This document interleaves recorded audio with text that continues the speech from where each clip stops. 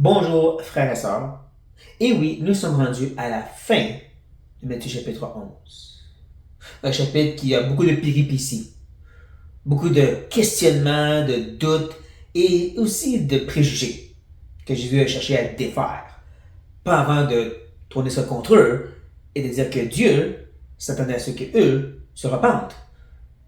Et que sinon il allait y avoir un grand jugement. Un jugement, ça venait qui était pire que Tyr, Sidon et Sodome. Aïe aïe. Mais il ne faut pas le laisser sur cette telle parole. Je vais laisser la foule avec une parole d'encouragement. Ben grâce même.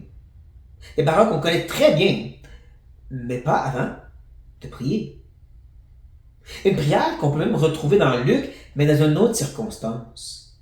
Quand Jésus a envoyé les disciples pour préparer le chemin, dire aux gens que le royaume s'en venait, le Messie était derrière eux et qu'ils sont revenus. Jésus a fait la même prière. Une prière qui peut être un peu dérangeante, provocante. Mais on va la laisser telle qu'elle. Donc, quelle est cette prière? Je suis content de vous le savoir. En ce temps-là, Jésus prit la parole et dit: Je te loue, Père, Seigneur du ciel et de la terre, de ce que tu as caché ces choses aux sages et aux intelligents, et ce que tu les as révélées aux enfants. Oui, Père, je te loue, c'est ce que tu l'as voulu ainsi. On comprend que en ce temps-là, c'est pas un temps futur, c'est dans ce moment où il interagit avec la foule. C'est là qu'il loue le Dieu, qu'il loue son Père, qu'il prie. Mais ne manquez pas comment il s'adresse à son Père. Seigneur du ciel et de la terre, c'est une parole de souveraineté, parlant du règne absolu de Dieu sur les cieux et la terre, sur toutes choses. C'est dans ce contexte que ces louanges se tournent vers le fait que le Père a caché ces choses. Quelle chose? Mais qu'est-ce que le miracle de Jésus veut dire? C'est venu du Messie que les gens ne semblent pas réaliser, bien comprendre ou être aveugles à voir ces choses-là. Le Père les a cachées. Mais quand on voit les sages et les intelligents, il ne faut pas s'imaginer nécessairement les chefs religieux. On l'a vu, Matthieu 11 s'adresse à la foule. Monsieur, madame, tout le monde, autant que les chefs religieux. Même chose quand les disciples vont revenir, comme j'ai dit dans Luc, et qu'ils vont faire la même prière, c'est pas nécessairement contre les chefs religieux. C'est tous ceux qui pensent avoir bien compris, pensent qu'ils savent c'est quoi le Messie, et en retour, donc, ne se repentent pas, le rejettent. C'est eux les sages, les intelligents. Ça peut être n'importe qui.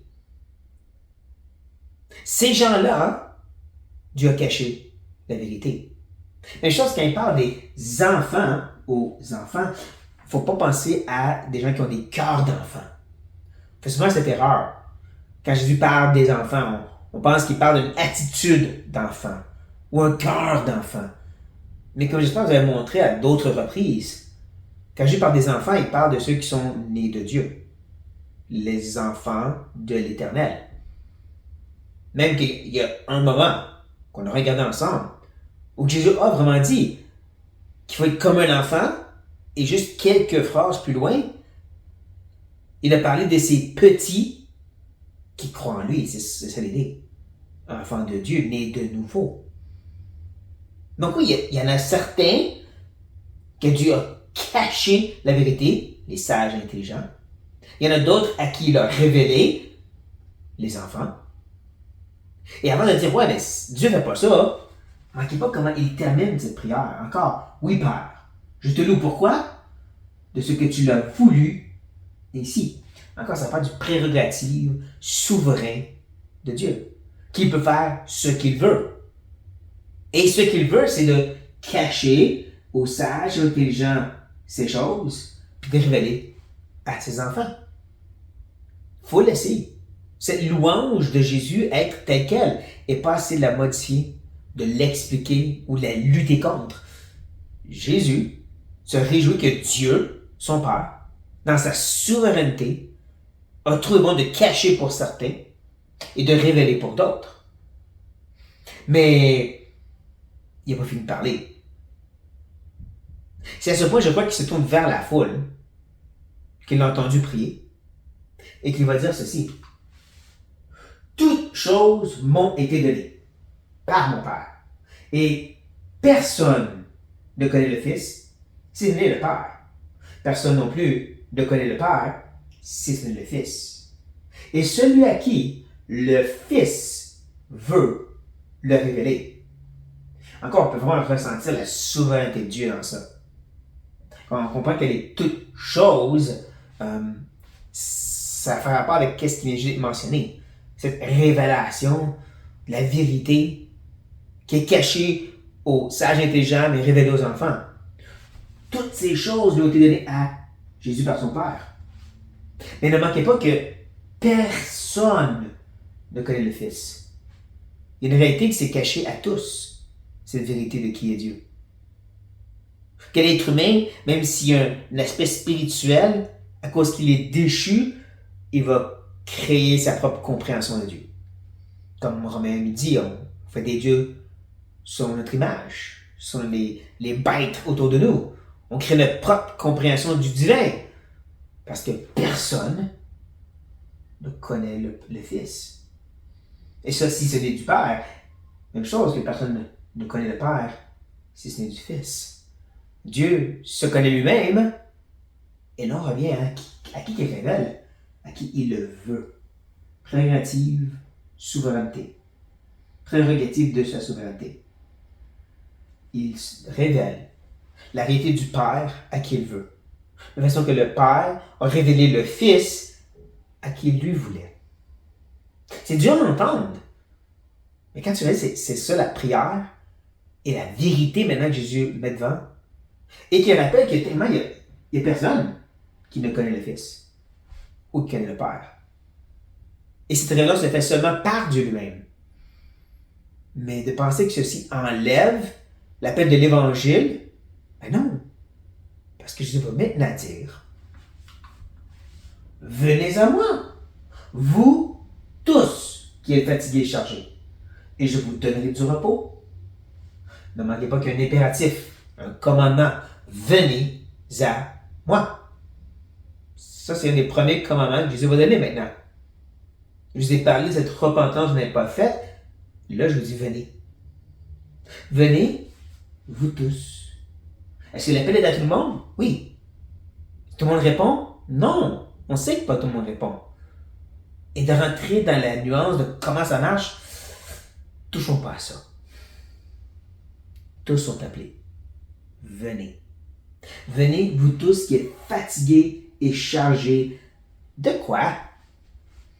Contexte immédiat de ce lourd jugement sur leurs épaules. Ce jugement qui les attend parce qu'ils ont rejeté le Messie. Ce jugement parce qu'ils ne sont pas en règle avec Dieu. Ça, c'est la première partie de ce qui est lourd sur leurs épaules, qui les fatigue. Et comment l'être humain cherche à répondre à ce fardeau par la religion. Des choses qu'on peut faire qui vont nous rendre en règle avec Dieu de par nos efforts. Mais ça aussi, c'est un autre joug, un fardeau. Un peu comme les pharisiens qui avaient repris la loi, repris les enseignements de Moïse et tout, ils avaient modifié, avaient ajouté et avaient créé un joug beaucoup plus pesant. Jésus en parle de ceci ailleurs. On va le voir un jour. C'est de ça qu'ils sont chargés et fatigués, qu'ils devraient les amener à Jésus pour avoir ce repos. Ce repos éternel, bien sûr. C'est sur cette note que je vais maintenant les interpeller à comprendre que c'est pas juste de venir. Accepte Jésus dans ton cœur. Non, parce qu'il ajoute. Prenez mon joug sur vous et recevez mes instructions, car je suis doux et humble de cœur, et vous trouverez du repos pour vos âmes. Deux autres impératifs, deux autres commandements. Venez à moi, oui, mais aussi prenez mon joug. Prenez note, je vais même reculer. Il ne dit pas venez à moi et enlevez votre joug. Par le repos qu'il promet, il ne dit pas enlevez le joug. Il dit à la place, prenez mon joug. Mon fardeau, mon appel. Et si on ne comprend pas, il explique, recevez mes instructions. Deuxième impératif.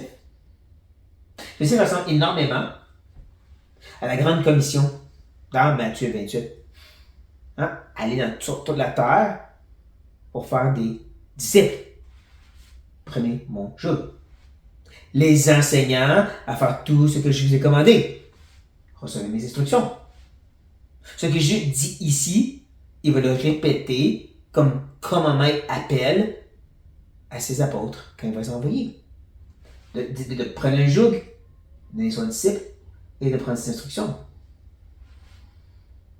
Mais pourquoi qu'on prend ces commandements sur nous? Pourquoi qu'on met ce joug sur nos épaules?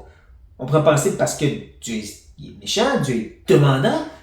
Autrement, je dis parce que je suis doux et humble de cœur.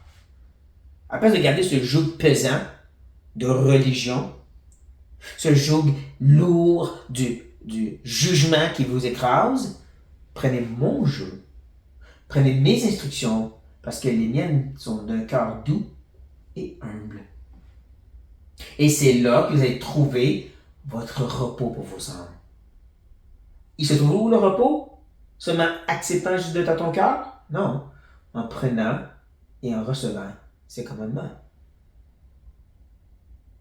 C'est là que vous allez trouver du repos, ultimement, parce que mon joug est doux et mon fardeau léger.